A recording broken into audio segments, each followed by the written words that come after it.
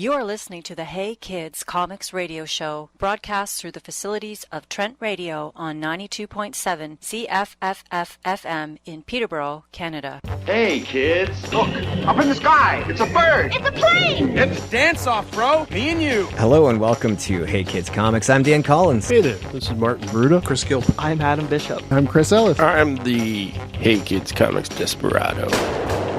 I'm Batman. Who's a villain in Captain Canuck? What does he do? Taking our maple syrup, eh?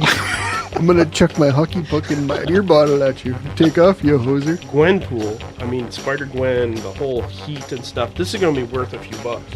And nobody wanted it. The biggest bane to my existence right now is S.H.I.E.L.D. #9. When you're trying to come up with an offensive movie that you want to reclaim, it's time to segue into the next porn comic segment, Adam. How can you not have seen Airplane? What are you guys, young? I talked to him directly, so I got a mass order. So I have like a good 5-inch stack inside my comic box. Yeah, right on. That's below average. Hulk! Smash!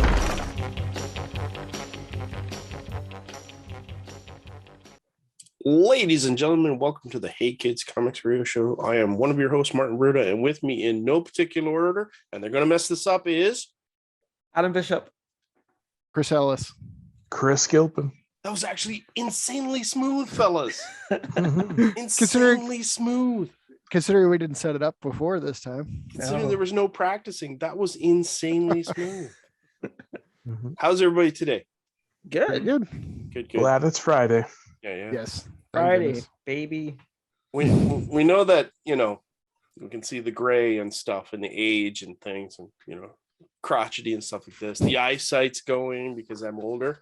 So I finally found some comic books that are appropriate for my eyesight. I can actually read. Big print. Yeah. I got a couple of treasury editions in the mail. Nice. Batman and Tarzan. How's that for a bag and a board, eh? I have a couple treasury editions too. I got like the Batman versus Hulk. And those things are massive. Yeah. Like you could hurt yourself with those things. I want the G.I. Joe one back. There was a G.I. Joe one, wasn't there? Yeah, I got it. Yeah. I want the G.I. Joe one back because I seem to recall. Yeah, it was like the number one, right? Red. Yeah. Everybody. Yeah. Yeah. It was $10 at Gotham when we went last year. What? Really? Yeah. Oh, is that like a reprint? Sort of. It's the first edition of the Devil's Due, but it's just the giant, like. Oh, okay. Yeah. I thought they maybe have released one, an old one. No. Yes, 1982. G.I. Joe Special Treasure Edition, 1982. Yeah, I got the one, the Devil's Due one. They had one for that one. That was $10. This is a 1982 one, not $10. Yeah, this was $1.50 in 1982, whether you were in U.S. or Canada. Yeah. Back when it was even exchange rate. Yeah, exactly. I want one of those. Oh, remember those days? Yes. No. Yes, I do. Not anymore. Yeah, really. So what are we talking about again? What's today's subject? X-Men. X-Men. Na. So what do we want to talk about the X-Men about? Oh, X-Men 97. Because of course. I think Chris and I chatted about our favorite run of X-Men, which was Mark Silvestri and Chris Claremont, and then what's his name? Leonardi. What was his first name? Rick. He took over art and stuff in the Australian Outback and just before that. So that was kind of our favorite run of the X-Men. So you're talking like Uncanny X-Men then? Yeah, it was definitely Uncanny X-Men. Yeah. Okay. So we could talk about any X-Men, X-Factor, X-Force, Mutants. I was gonna say my favorite runs would be honestly Fatal Attractions, of course, and then Executioner Song, and I have like old trade paperbacks that these bad boys have seen some reason I can't get it in there. they've got a few creases in the spine. Oh yeah, they kind of like they're not like this anymore. They're kind of like this. Just they're always open a little, ready to be read. Yeah. All right. Well, Fatal Attractions, that was a good storyline. That was a good one. I enjoyed that one. That was the first time that they pulled the adamantium out of Wolverine. And, the first, but not the last. Yeah, probably not the last, but it was definitely the first time. So that was I kind of liked that run. That was pretty good. Yeah, you got a first appearance of Bone Claws in that. Yeah. Ooh. Get a hold of CLZ. The first time you see his bones pop out. There you go. I'm not touching that one. No. You guys are all on your own there. And then Executioner Song. The Executioner is a shitty villain. Like literally the worst. And really it was more about Strife, but yeah, Executioner, he sucks. But this is still a fun little story. Yeah. What yearish was that? The 90s. Everything's the 90s. It's mid 90s, like 94 probably. Yeah, this trade paperback is gonna say. Ooh, I just hear the glue unsticking. Sure it was the glue. It's old and crusty. Yeah, it's glue, right? How many pictures of Rogue were in there? I don't remember her actually. She's probably in these. I just don't remember. Yeah. Honestly, she played a big part in the run that Chris and I liked. Yeah. The Fall of the Mutants. Oh, okay. And the storyline afterwards. Inferno, wasn't it? No. Fall of the Mutants, and then is what we were talking. But Inferno was pretty good too. Yeah, because I think the trade paperback that I'm looking for / Omni, I think it's called X-Men Infernal Prelude. I'll have to look it up because I got it on order for sure. Inferno, that's the first appearance of Baby Cable. Yeah. I have that single. And it was even tagged like on the wall, first appearance of Baby Cable. Like, nice. Was it? Yeah, it's not Cable, it's just Nathan Summers. Like yeah. So okay, sure. Doesn't matter though. Baby Cable. Yeah, it's amazing how they reach these days for stuff like that. Everything's got to be a first appearance. I'd have to say one of the game changers was Mutant Massacre. Right? Like it. I always remember the line that Colossus said, "Make peace with your gods, little man," before he snaps his neck. That's a great sort of angel getting his wings harpooned. And yeah, that was when was that? That was early 80s, wasn't it? Mutant Massacre. I don't 80s sometimes. I'm not sure how early it was. I think it was late 80s, wasn't it? It was. I think so. Okay. I just pulled up everybody's doing the search now. Yeah, exactly. I just pulled up the omnibus, and the omnibus for Mutant Massacre has Uncanny X-Men 210 to 219, which is about 81. X-Men Annual from 1970, so that must give a bit of backstory. X Factor 9 through 17 from 86. New Mutants from 83. Power Pack from 84. Fantastic Four and the X-Men from 87, and X-Men versus the Avengers 87. Almost sounds like they threw a lot of stuff in this omnibus to kind of fill it out. Yeah. There definitely wasn't that many issues. Some historical stuff and things like that. Yeah, there's in X-Men, was it 210? 210, yeah, part of Mutant Massacre. For the Marauders, it's like first appearance, shadow only. Yeah. So wouldn't that be a cameo? Yeah, that would be a cameo. So technically 210 to 219 is in Mutant Massacre. 220 to 227 is in Fall of the Mutants.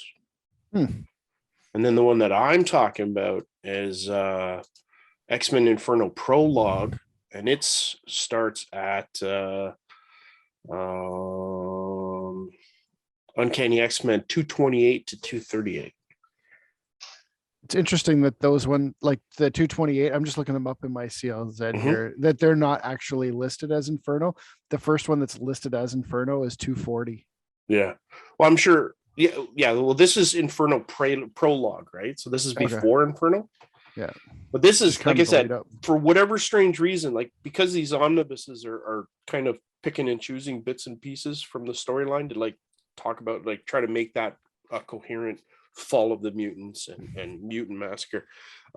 For some reason, that Uncanny X-Men 228 to 238 run, the run that I'm looking for, the run that started me with X-Men, hasn't been reprinted very often.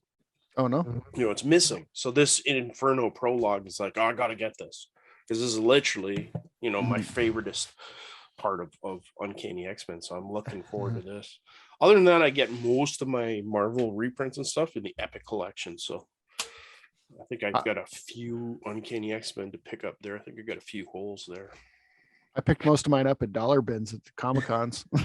Yeah, not anymore. No. But I actually have a pretty decent straight run from 195 to 354. Yeah, of Uncanny X-Men. Like I know one jerk that sold Uncanny X-Men comics like that for 60 cents a piece, but you don't find boneheads like that too often. Yeah. I think I still have all those storylines in the original comics. Yeah. Maybe not the New Mutants or the X Factor, but definitely the Uncanny X-Men. Yeah. I actually have the full run of New Mutants. Yeah. Me too, except for 98. And annual 2. I know somebody's got a 98 sitting right there. I have the facsimile. I'm good. I don't care. It's good enough for me.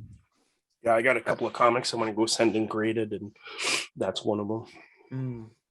Yeah. I also got the first Rogue. What was it? An X-Men annual? Yes. Yeah. Got that one. 10. To send that one. Annual 10, I think. But it's just a cameo or something, though, right? For that. Oh, it's probably the first appearance of Rogue in a trading card shown in an ad in a newspaper that Wolverine was holding up in cameo. Yeah. To the best ones. My goodness. It's just bonkers, the conversations that we're having on the CLZ group right now, because they added a key feature that shows the keys, and I'm sure you guys have seen some of that. Yeah. It's like, what are you talking about here, guys? I shared the max, which I think there's 3 different, like first appearance, like that. Well, you have to pick one. You can't have 3. Yeah.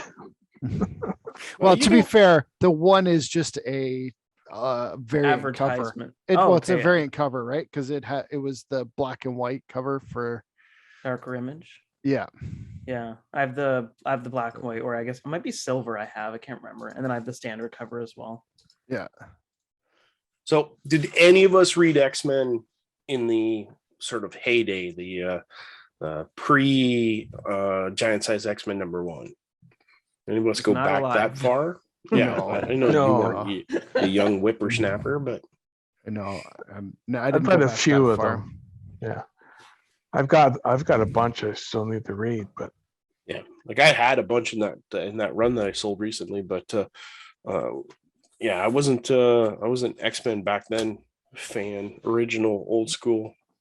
So that would be pre 94, like issue 94, then, right? Yeah. Because they did like some weird reprinty thing. Yeah, I think it was like 63 and up. It was just reprints of old stories. Yeah, like basically the book was facing cancellation because the numbers were just so low on it. It was not capturing everybody's imagination. So for the longest time, they were just reprinting previous issues just to keep it as a monthly comic going. And there were some other things going on in the background there at Marvel at that time. It wasn't just purely the X-Men's fault. But then when was it Len Wein? Giant Size X-Men. When that came about, like his original concept was to make this international team. That's why everybody's from a different country. Like that's why Wolverine's there from Canada, Nightcrawler from Germany, et cetera, et cetera. Storm from Africa, because Africa's a country. Colossus from Russia. Yeah, Colossus from Russia and stuff. So it was like this restart to make this international team, and that just skyrocketed. That just seemed to pick up. Yeah, I don't know exactly what issue Chris Claremont came in, because I'm not the greatest X-Men historian, but then he came in and wrote just an epic soap opera, like just epic subplots, plots, undercurrents, characterization. It was all there and it was all coherent. It was really good. That seems to be kind of what's missing these days. It's like somebody with a vision who actually is kind of like, this is where I see this going, instead of like, okay, I'm going to take this book for 2 or 3 issues and see what kind of trouble I can get them into and see who can get them out of it. Yeah. I couldn't get into the whole X swords or House of X or whatever they called the first one. No, when I learned that Moira McTaggart was turned into a mutant, even though she's been human all this time, she's turned into this powerful, like the most powerful mutant out there, really. And just for the sake of telling a story, like I don't agree with that. I don't agree with taking a writer saying, what am I going to do to make this interesting? Why don't I take this character and just completely change her? I like giving her the power to reincarnate, and then having Destiny at one point tell her, it's like, oh, you're only going to reincarnate this many times. And going through like where she teamed up with Apocalypse at one point, teamed up with Magneto, trying to figure out what the proper future was. I thought that was really cool. Oh yeah. Mm-hmm. I probably could have got into it more if there wasn't like 20 ongoing monthly series from that. I think my favorite part of that was there was a stupid, like, I don't say Mary Sue, but there was a plot point where at one point she was like 2,000 years old in the future hanging out with Wolverine, and he was giving her his blood to keep her alive through all that time, trying to figure out how to fix the future to get the proper one. Oh wow. Which was insane. I'm like, oh, okay, that's kind of lame. He has the same blood type as her. That seems a bit weird. The magic kind. Yes. Yeah, and the fact that they created this group of people that can resurrect any X-Men anytime they want. So none of them now are original X-Men. They're like clones. I don't know. It was weird to me. Yeah. For me, it was weird. Oh yeah, because who was that? That was it Ben? It wasn't Bendis, was it? No, Hickman, I think. Hickman. Okay, yeah. Because Hickman has like, he always does his own language for like series where he'll invent a new language for them, which they had in that. And then that storyline was like a mix of The Matrix, The Sixth Day, the Arnold Schwarzenegger movie, and then just a bunch. Like he picks scenes from different movies and just mixed them in. Yeah, with the whole cloning thing. And then Professor X, I think he was backing up every mutant's memory, like every single day. He was too, wasn't he? Yeah. That's how they had could cool ideas, but it was just a lot. That's how they could resurrect everybody, was because he was saving a blueprint in the Matrix of everybody. I stayed away, entirely away. I didn't read it. I was like, I'm not interested. And then they were like, hey, everybody gets a sword, even Wolverine, who has 6 blades already. We're going to give him a sword too. And I'm like, you know what? This has just gone from like weird to crazy. And so I was like, you know what? This is not what I'm down for. So I stayed away. I didn't read that. I stopped after like House of X, Powers of X. Yeah. Like I definitely tried for sure. You know, because I was trying to see if I could get back into X-Men. So I tried what was it, X-Men Blue and Gold. Yeah. And then when Hickman took over, but it was just too much. It's like it's hard because the X-Men roster is so huge. Yeah. But I'd love to see a book that has all of my favorite X-Men characters together, working together.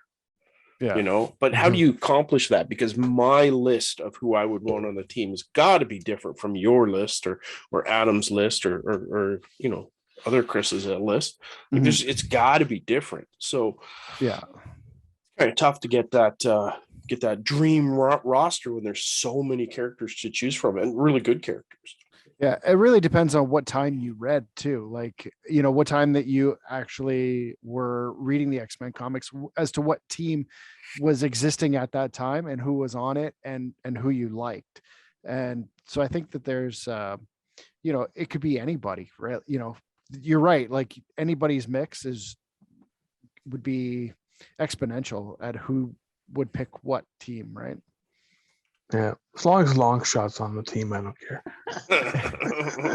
Really, I always thought Longshot was just a tiny bit two-dimensional, wasn't he? No, not really. Oh, when it was involved like with Mojo, it was great, but I don't think it feels out of place any other time. Yeah. So, Although, I don't know. But I agree with Chris because Longshot is the clone of Shatterstar. Shatterstar is my favorite character. Go Longshot. Yeah, that's right. But I really enjoyed X Factor because I got to know, like, I didn't know the original team as a team, right? So it was nice to see them back together again, and the concept was interesting too, right? Like you're mutant hunters and you go out and capture mutants, but you're just getting them, rescue them, and training them and whatnot. So I thought it was great. It was good, but that series was really good. Did they bring back Strong Guy for X Factor? A long time. Oh, you mean recently? I don't know. Nobody likes Strong Guy. I do. Really? That was when I read. That was when I read Guido. X Factor when Peter David was writing it. Yeah, they flipped it on its head. It was Havoc and Polaris. Like I don't know why. I really like Havoc and Polaris. It's even in the day. Like there's some amazing Neil Adams covers of Havoc and stuff like this. And it's just an appealing character to me. So when he kind of headed up the team with Jamie Madrox and stuff, the art was fantastic. What was his name? Stroman? Yeah. Who did the art for that? Sounds familiar. Yeah. I'm brain farting here. But it was really good. I liked it. But I didn't have a lot of history with the X-Men at the time either. So it's not like, I kind of popped into that without a lot of preconceived notions as far as what those characters should be or what those characters should do. So maybe I enjoyed it a little bit more than someone who's like, that's not how Havoc would have behaved. Yeah. At one point I did have the whole run of X Factor, but I don't anymore. Like including the Peter David stuff. Yeah, I read all that too because it was great stories. So yeah, probably one of my. I know this is, you guys talked about runs last week, but one of my favorite kind of story arc was the first Age of Apocalypse. Like right from the death of Xavier, like right up until like. They blended and mixed and, came up with crazy teams, like the side titles like Excalibur and Externals. The Externals. Like they gave Gambit and the Externals. They gave everybody like the offshoots and Weapon X and, like Wolverine and Jean Grey were running around on their own. And it was just kind of like, it was a neat little glimpse into like almost like a what if universe, except it was like much bigger scope than that. So I really enjoyed reading that one. I have the 4 epic collections of that. It's so fun, but there's a lot of talking in it, of just people standing around talking. Yeah. Especially Apocalypse's crew, like talk. Yeah. But you get that sweet scene, spoilers for anybody who hasn't read it, of Magneto separating Apocalypse, like Moses separating the water, and Apocalypse just like splitting right down in half and I guess dying at that point in that alternate reality. Yeah. And that's where another one of my favorite characters shows up, is Sugar Man. Well, Blink was from there too, right? And she blinked out and jumped into the main universe. Yeah, I think it was Nate Gray, Sugar Man, Blink, and Dark Beast. I know Dark Beast, 4, yeah. And then you had one of my favorite villains as well, the unfortunately named Holocaust. Oh yeah. Yeah, he looked amazing, and I think somebody looks like him now in the series, like a good guy. I can't remember a girl character. I have no idea who it is. Looks very similar. Yeah. But people, you're talking about Armor, the girl that can put the armor all around herself. It might be, yeah. Yeah. I was just gonna say that, like, people loved X-Men, Cable, that series so much that it actually like spawned its own like ongoing series for a long time, even after the Age of Apocalypse actually ended, because people really wanted to see young Cable do stuff. Why Nate Gray is to Marvel comics as like the Robin comics were to DC. Whenever I see X-Men, there's a few people out there that really enjoy Robin. Well, not Robin comics. Whenever I see I'm not one of X-Men, them, but I'm sure they're out there. I see the X-Men comics in the bin, and I'm like, oh, must be Robin comics in here too. Nobody wants those. Well, they had that series. What was it called? X-canny Son or something? X-canny Son? Yeah. Cyclops and Jean Grey go to the future to help Nate or something like that. Yeah. Yeah. I hate Nate Gray. I hate him so much. Now, I don't know about you guys, but I kind of stopped reading the X-Men late 90s, early 2000s, somewhere in there. I'd have to look. It was one of those books I was just getting out of habit because it was just not doing it for me. It wasn't calling to me at all. So I don't know. Did you guys like follow X-Men all throughout the whole period, or was there like a drop off point for you as well? There was. I don't remember when it was for me, so I'm gonna look it up really quick. I've more followed like specific X-Men characters across their like series outside of the main series. I always picked up X-Men as like just at cons or whatever. I never actually bought them off the shelf, and except for when they were doing something kind of special like the Fatal Attractions or Age of Apocalypse and anything kind of like that, I'd pick those up, but not so much the actual main series. I did get the actual like 90s X-Men. I got that run for a little while, but I think only up to about issue 20 or 25 or something, and then I just kind of let it go. But I think it went like way higher than that for sure. So I can't remember when I stopped collecting it. I know I collected like into the 300s for sure, but they definitely stopped at some point. And I've tried to pick it up. Like I have the X-Men blue and gold and some of the red. I just haven't read them yet. And then there was another Uncanny X-Men series. Was that before or after the gold and blue? I think it came out after they tried to redo Uncanny X-Men. It only lasted like, I don't know, 10 issues or something. It just wasn't the same. I don't know. Yeah. So I think for me, I'm looking at it right now. After, I'm going to say this wrong, the Phalanx Covet. Oh yeah. That was the last like big crossover type thing. And then I'm just looking at the covers. I'm like, this is all garbage. The art style looks like trash. And that was Onslaught. So Onslaught came out and it sucks, and they just made Joseph, and then that's probably where I dropped off, is like, I don't like this anymore. These covers are horrible. Wow. Yeah, I didn't get Onslaught, which that's like, it kind of looks like a hulked out Magneto, right? Yeah, that's Onslaught, right? It's just Professor X with Magneto's mind and something stupid. I read it and I don't even remember what it was because I hated it that much. Yeah, I never read it, but didn't have something to do with the Fantastic Four's kid. Richards, what's Franklin? The kid's name? Franklin. I think he was involved in that too, was he not?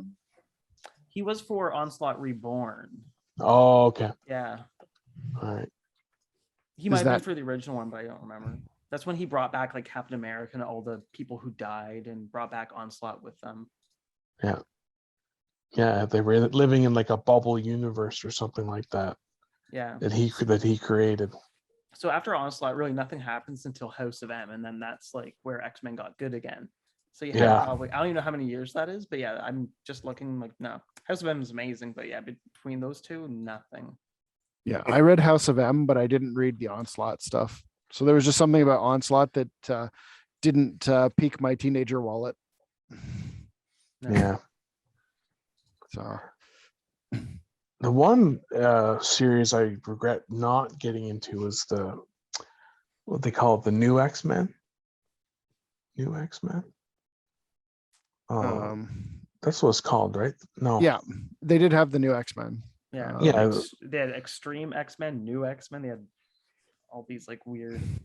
The New X-Men, that was the Grant Morrison with Oh, Cyclops has like the little visor, and Beast looks like a dog or something. A lion almost, I think. Yeah. Why am I brain farting on the artist again? Frank Quietly. I was gonna say, was that Frank Quietly? Frank Quietly. I collected that. I bought that series. He did All-Star Superman, right? Yeah. Yeah, I hate his art. It's not bad art. It's just not my style. I look at it and I'm like, I don't want to read this. This makes me not want to read it. I'd rather look at Rob Liefeld's art. Oh my gosh. I made a Liefeld crack today. Oh, did you? Yeah. But about feet, that he doesn't know how to draw feet. Oh, okay. Yeah. He does, just not well. Yeah. Well, he draws feet better than I do, I'll tell you that much. So well, I really shouldn't throw stones in glass houses because I'm not an artist. Yeah. There was one summer. It's actually the summer of '91. So I weirdly wasn't collecting comics all that much. But they did. It was across X-Men, New Warriors, and New Mutants, and one other one I can't remember off the top of my head. And it was the Kings of Pain series. It was just across the annuals, and it was Moira McTaggart's son. He's like draws power to himself. So Proteus? Proteus. Yeah. So he's like, the whole storyline is basically I can't remember who the villain is, but he's basically feeding Proteus all this energy and is just like making him huge, and he's trying to destroy everything by like this poor kid just absorbing all the energy, and then all of the New Warriors and X-Men and New Mutants, everybody's trying to like fight him and stop this poor kid from exploding. Yeah. There were some good stories there too, where they crossed over the annuals. Yeah. Like every series, the annual was part of the story, like Atlantis Attacks. That was fun. That was fun when like a crossover series like that was like self-contained to the annuals, and it just happened over the summer, so you could like read like a really cool story. I kind of preferred that format for crossovers than what they kind of do these days. You're paying double for the annual, the cover price. Well, the annuals were always thicker, so I never had 64 pages or whatever. I have the Shatter Shot. Was that what it was? Yeah. It was like 4. It's either 4 or 5, and I was just like, Shatter's in this. now that I think about it, I think it's like somewhere around Atlantis Attacks was the end of things for me. Oh yeah, I have one of those for New Mutants, and there's like a swamp, like big, like green, like swampy looking guy on it. Yeah. What was the run where the annual has like a pirate with a hook on his hand? That'd be Ahab. Ahab, yes. That was Days of Future Past type spin-off thing, right? Days of Future Present, maybe? Yeah, Days I think of Future Present. Like Yeah.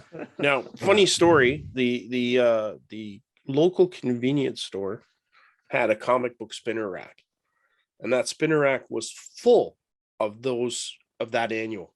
Like full. That was all that was on the rack.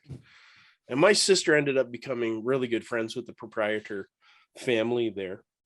And one day I just kind of asked her off the top of her head, like, if they ever decide to get rid of that comic book spinner rack, let me know. And, you know, I'd like to buy it, because who doesn't want a comic book spinner rack in their basement? And the next couple of days later, she shows up with the spinner rack. I'm like, what? She goes, yeah, they said you could have it if you bought all the comics off the rack. They were $1 each, and there was 50 of them. But I just threw the comics in the garbage because they didn't look very nice and it looked really dumb. And Matthew looked them up on the internet and they're not worth anything. And I'm like, I don't care. $50 for a spinner rack? Woohoo! Yeah. How much is that book now? Probably not much. Oh no, it's up there. There's some reason really? for it. I can't remember. It's a key. First appearance It's of okay. Ahab. Yeah, first appearance of Ahab or something. But it's not cheap. First appearance of Martin Spinnerack. Yeah, so where is that rack now? Currently in my storage locker. Oh, okay, so you still have it. That's Yeah, that's the spinner rack that I have.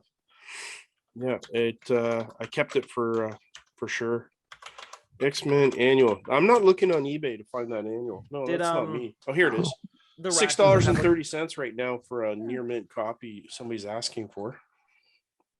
What annual is it? First cameo appearance of Gambit. Oh, X-Men okay. annual 14. I have that one. That's the one. And there were Uncanny 50 X-Men, of those on the rack? There was 50 of them on the rack. Yeah. So now, mind you, I mean, they had been on the rack. Like, what year did that come out? It came out in 1990. Yeah, 1990. I'm sure I got the rack in like They were $2 each back then. 2007, maybe 2008, 9, or 10, somewhere around there. I'm gonna say 2008-ish. So they had been sitting there in that convenience store on that rack since that day. Oh wow. Yeah, here's a very fine 7.5 that sold for $44.25 Canadian. I think the catch is trying to, like, with selling them. I paid like $2 at the Comic-Con for mine. Yeah. I think the catch is that I knew that it was the first quote unquote, it's a cameo appearance. He's actually in shadow. It's Gambit, but it doesn't actually say I'm Gambit or anything like that. It's not like the Wolverine one. It literally is a cameo. So, but it's not, he's not on the cover. He's not mentioned anywhere. He's just like, you just kind of see him in an offside at the back and in a dark shadow. Yeah, it's a cameo. Yeah. Yeah. And so most people don't know that when they see the book, though. So I think the ones who know are the ones who are paying $44 for them. The ones who don't know are the ones selling it for $2, and like to guys like me, right? Yeah. Because I know, and I was like, oh, cool. I don't know. The Key Collector app is out there. Everybody's a speculator now. Well, yeah, that's also true, right? And I think that maybe that might drive up the price too, because again, in 1990, comics were a bit more plentiful. People were bagging and boarding, you know, unless a 9-year-old kid owned that and read it every day and stuck it under his bed when he was like, it's going to be like pretty much near mint anyways. Yeah, there's going to be a lot of copies out there in great condition. Yeah. So if that's the cameo and the Uncanny X-Men's the first appearance, what do you call the one where he's in the other annual, right? Where he's with the child Storm, and he's in like 20 different panels, and they say his name and he talks, and came out before the Uncanny X-Men issue.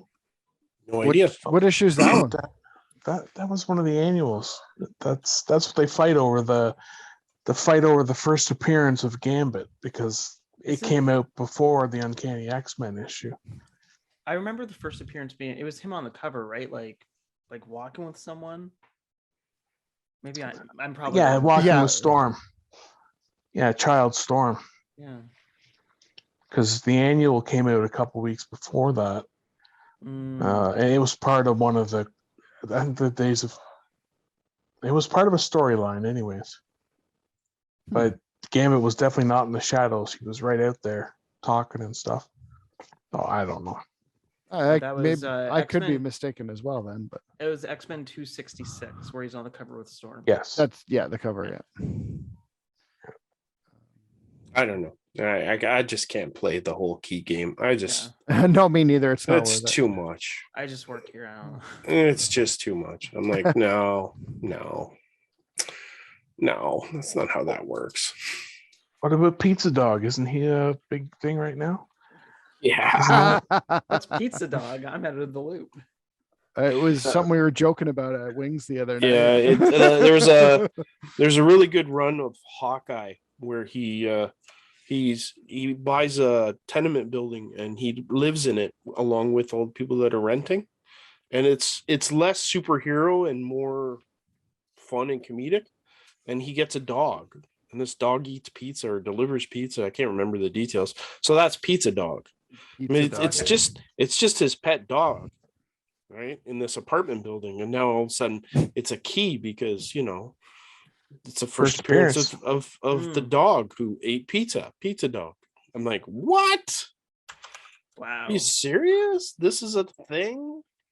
See, someone like Judge Fish and from Judge Dredd, that can be a first appearance because that's an actual character, but like a dog, and it doesn't even talk, right? It's just literally just a dog that's eating pizza. No, if I recall correctly, they give the dog speech balloons. And he's actually like making really good, funny, snarky comments and stuff. If I recall correctly. That's a character, so I agree. Yeah. It was fun. I mean, I love that run. That was a really good run. Who did that? I'd have to look it up. I think the artist was Aja was his last name. Aya. Oh my gosh! Now I'm insanely curious as to who wrote that. So I went online I googled the X-Men Annual Volume 1 number 14, and it went to marvel.fandom.com, which is like, I don't know, it's like a wiki kind of thing. Yep. So it says appearing in You Must Remember This. So it was you can kind of look down and see like who all the featured characters are. So it features Phoenix, which is Rachel Summers, supporting characters, and it lists them all. It says Gambit, Remy LeBeau, first appearance, but it doesn't list what.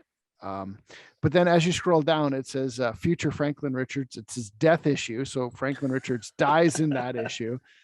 And then you scroll all the way down and it starts showing first appearances. So it's the first appearance of some dude named Buddy. Oh, Buddy.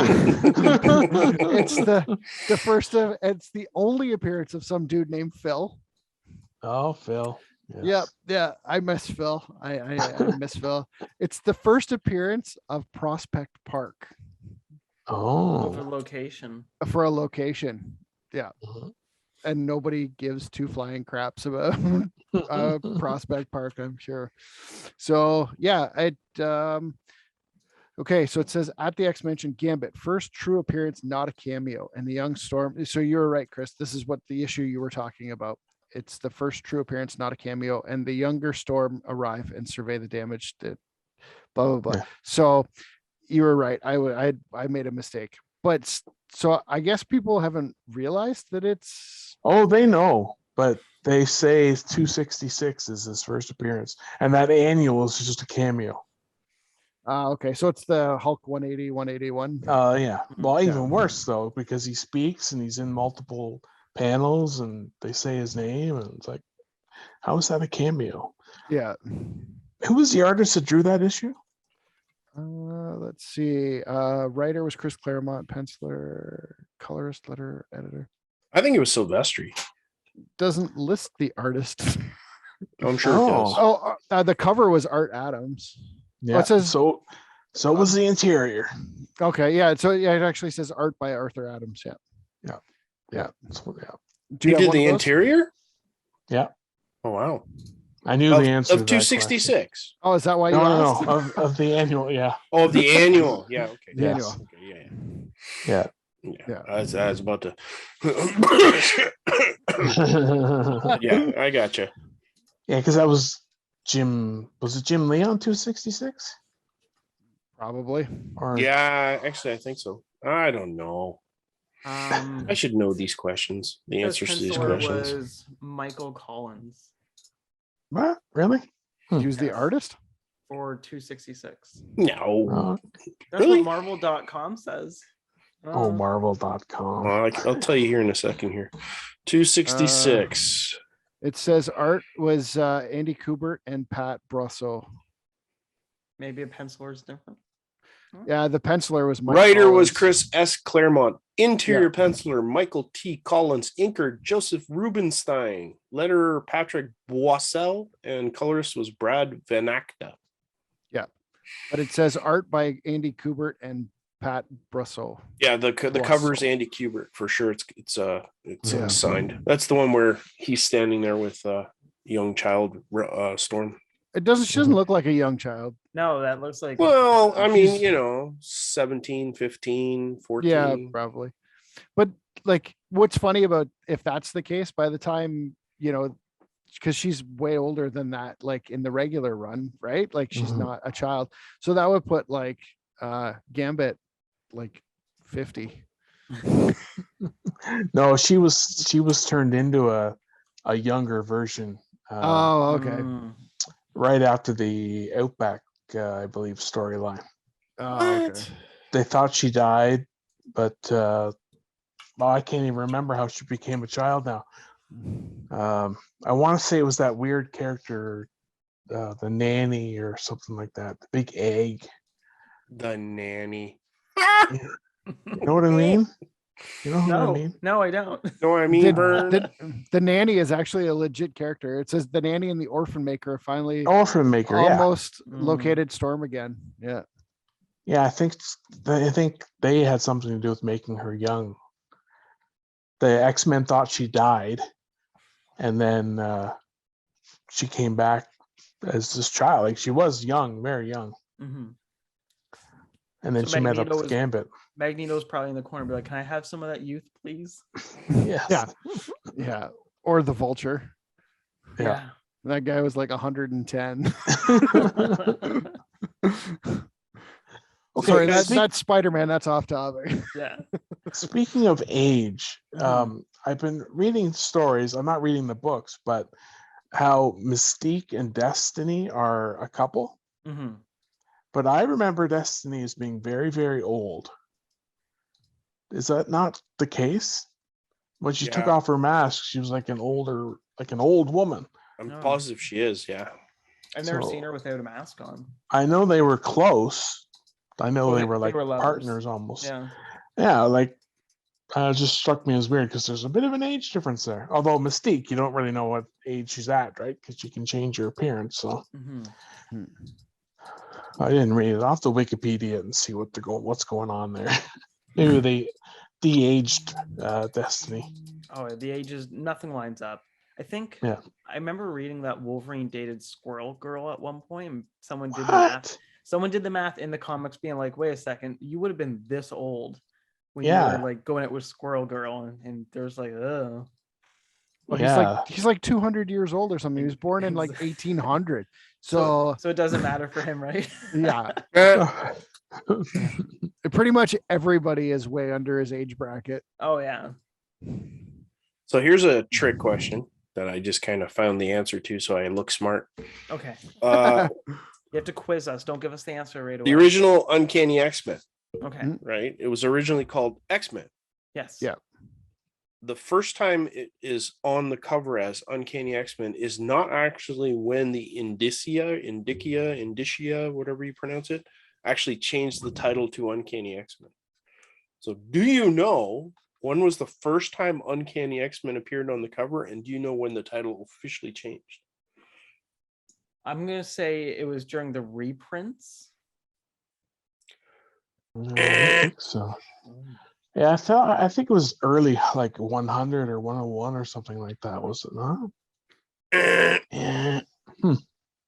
So it first appeared on the cover in Uncanny X-Men 114, October 1978. That's the cover where everybody's a ghost in the background, and it's Phoenix and the Beast pushing Xavier in the wheelchair, and everybody's a ghost in the background. Yeah. The day the X-Men died.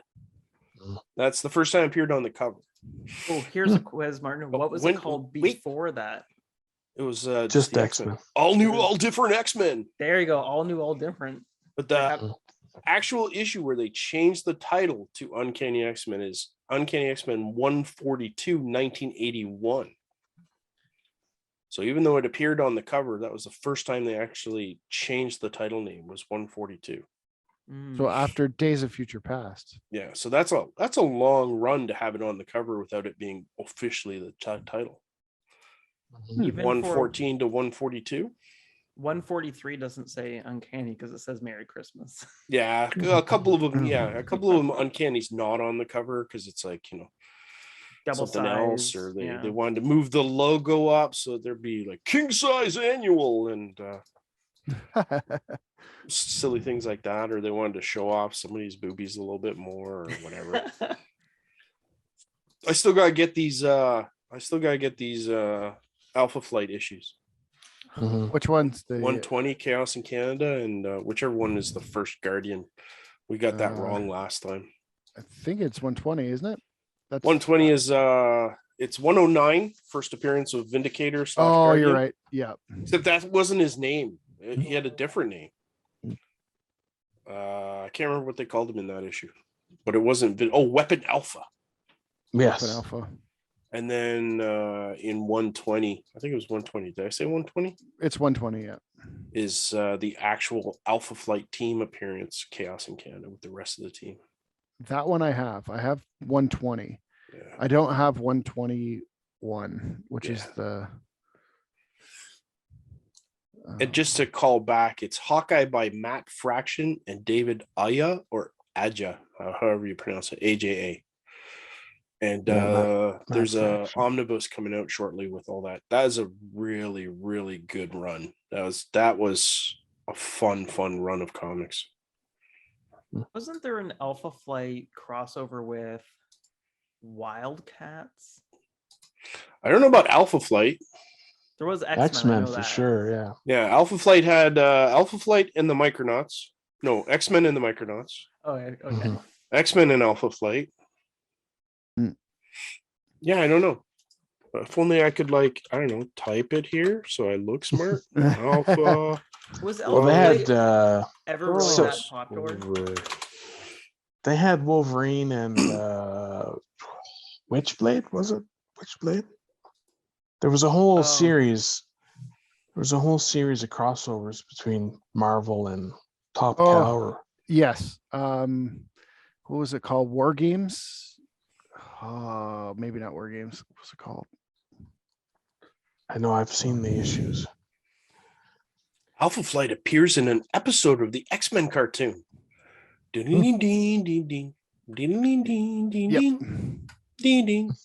that was I'm trying to remember. Hold on a second.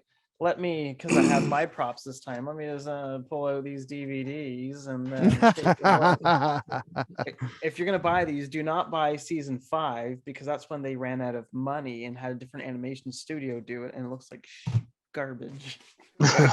Really bad. Here's an Alpha Flight Easter egg. Apparently, in Deadpool 2, there's a taxi cab, and on the taxi cab is an advertisement for a Canadian airline called Alpha Flight. Cheap flights, last minute deals, and travel insurance. I did not know that. You didn't see that? No, I missed that. Yeah.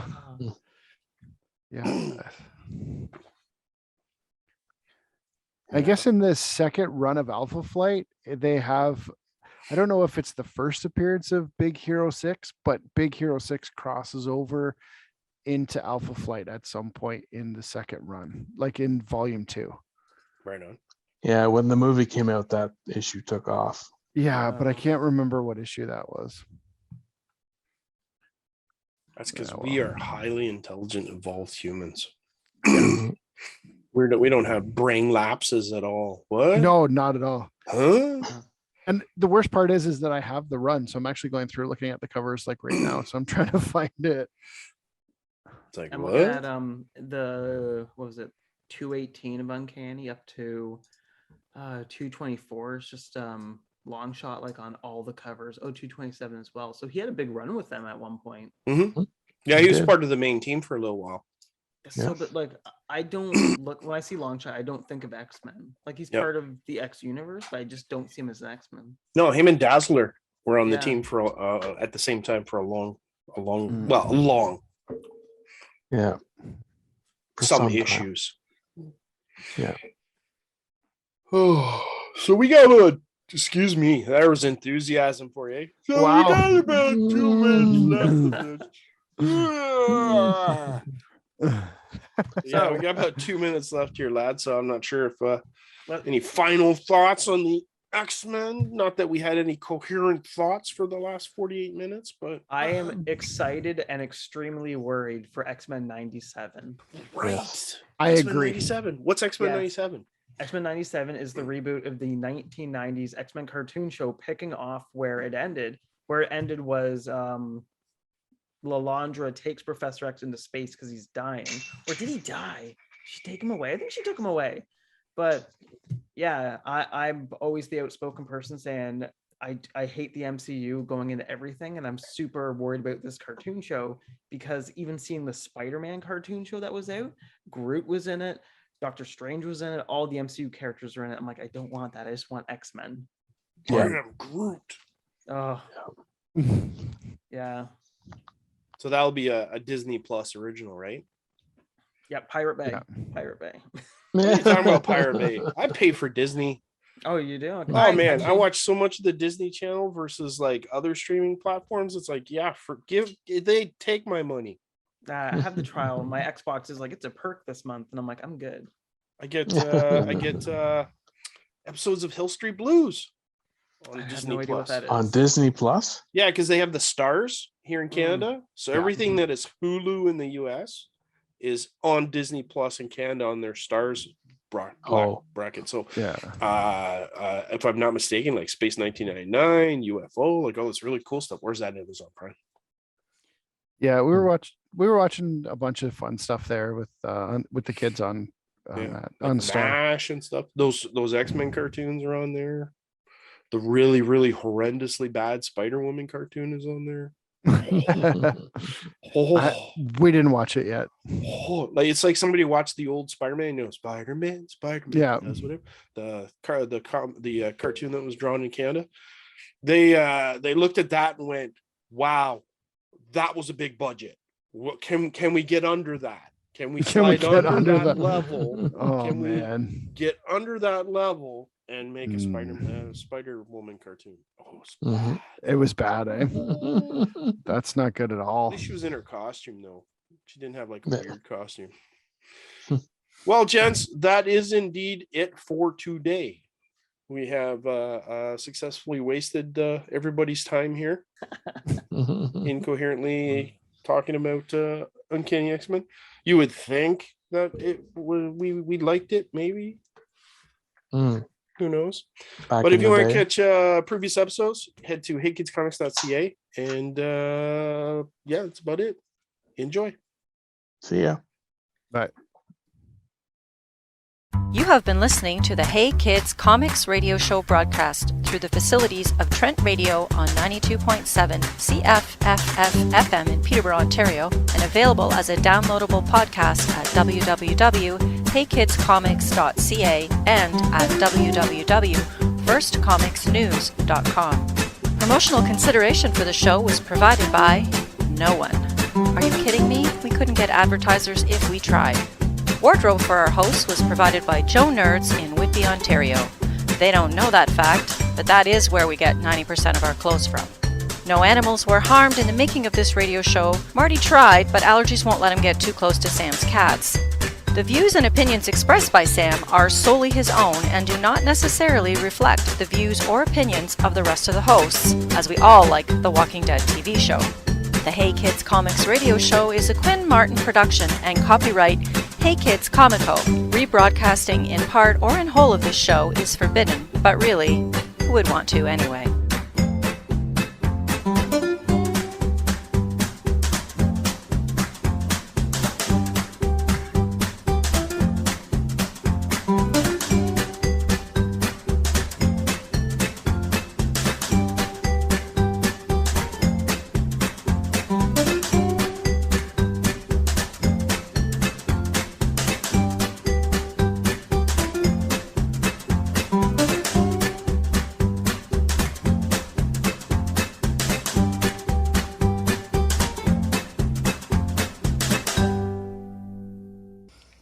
level check for Eugene Levy CFFF promo. Take 3. Testing 1, 2, 3. Good level? Yep. Bobby Bittman here.